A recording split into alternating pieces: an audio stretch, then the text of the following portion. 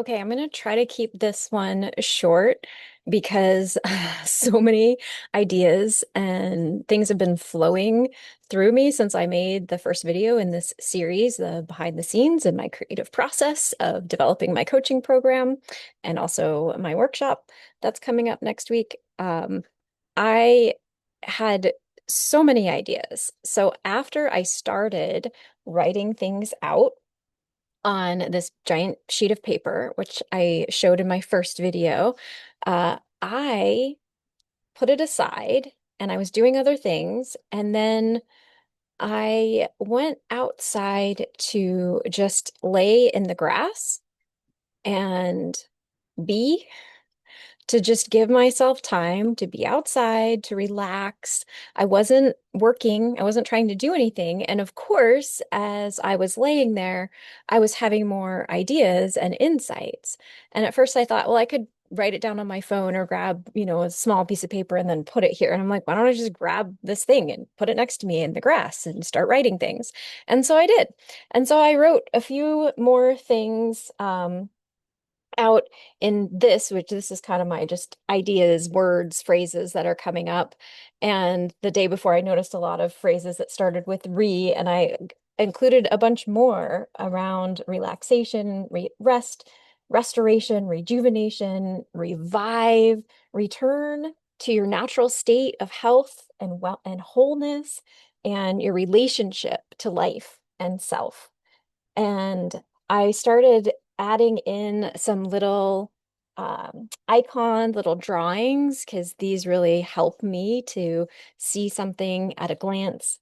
I added a few more little kind of drawings that how I see that health and creative flow, they help each other. They work together. The more that you have physical and emotional health, the more you're in creative flow, and the more you're in creative flow, the better your physical and emotional health.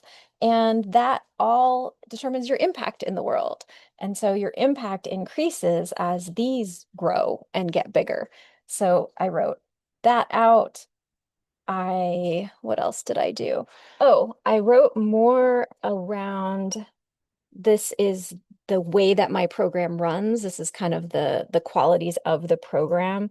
And I noticed over here I had a lot of IN words. So I have incremental, it's inside out, intuitive, introspective, in the moment.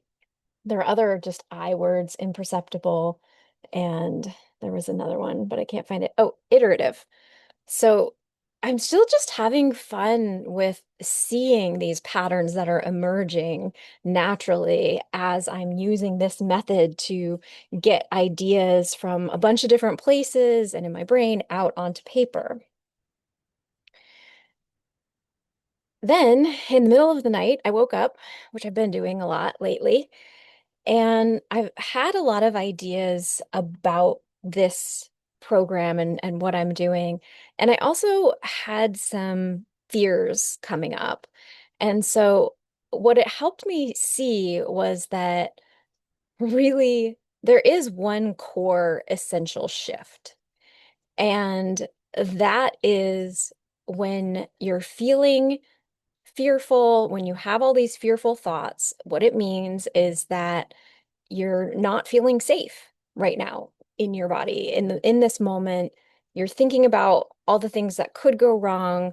Whenever you're moving towards what you want, you're moving towards what you desire, what you prefer to experience. That is super threatening to your little inner children in your body that are afraid of change. Anything unknown is scary and threatening. And when this is all happening at an unconscious level, it's literally they're going, oh, it's life or death. Like we're going to die if we do that.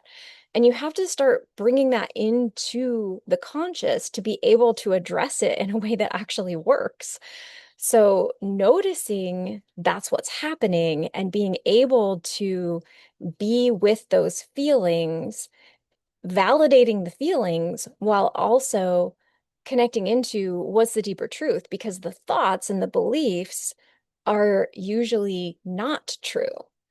So, I'm leaning into this is just the way that I'm moving through this phase in my life and my career and a creative cycle that I wake up in the middle of the night and that's when it's time to feel things and be there for myself.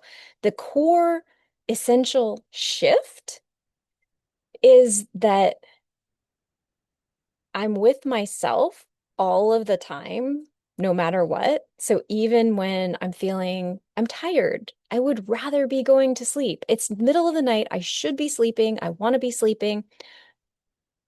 But okay, this is what's happening. And the more that I'm breathing into it and I'm not resisting it, I'm allowing it. Eventually, I start yawning and I get tired and I go back to sleep. And then I have cool dreams.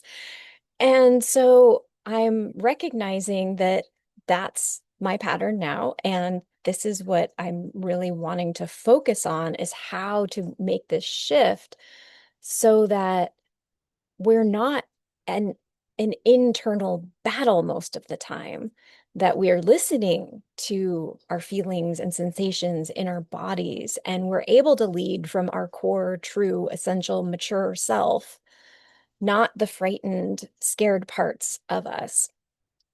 So it helped me see more clearly what's the core thing that I want to teach and that I am mastering in my own life. I'm noticing that sharing is part of my learning and creating. And this helps me because then if I just make this something that I do normally as part of my day, part of my week, it's not a big deal. Because I was having fears after releasing the video that I set to go out early in the morning before I was even waking up, that then I'm like, well, did I do it right? Was the video too long? Did I include things I shouldn't have? Did I not include things? Like I had all those thoughts. And so then I just was like, okay, I recognize these thoughts as being fear of being seen. It feels unsafe. So let me just feel that and reassure myself that I am safe in this moment by connecting into the support of the bed and really feeling supported, and that I'm not this separate self that has to figure everything out and has to feel all of these feelings, but I can connect into I am part of everything. And it's that paradox of I'm an insignificant speck of dust and I'm the center of my own universe and the most important thing. So I can be both of those. And somehow that helps me to hold those feelings and be with myself in the way that's needed for the feelings to run their course, to move through and release that energy back to me, release my power back to me. So I noticed a core pattern of trying to include everything. So I was like, I need to get my program designed and my core message and all of that. And then I can show up for this workshop really powerfully because I can have this great introduction to myself and my work. And then I can zero in on one piece. And so I had this vision of how I wanted to do it. And that was putting a lot of pressure on myself to be able to do that.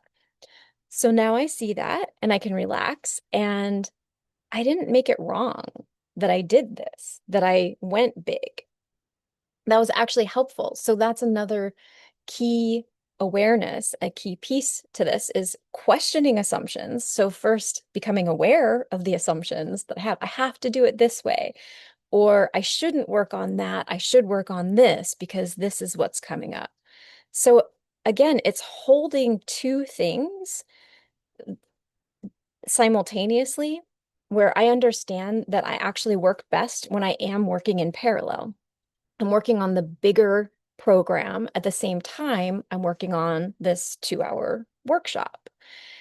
And I'm working on developing what is my premise, my core message, what's my modality, how am I delivering it, and my actual program design.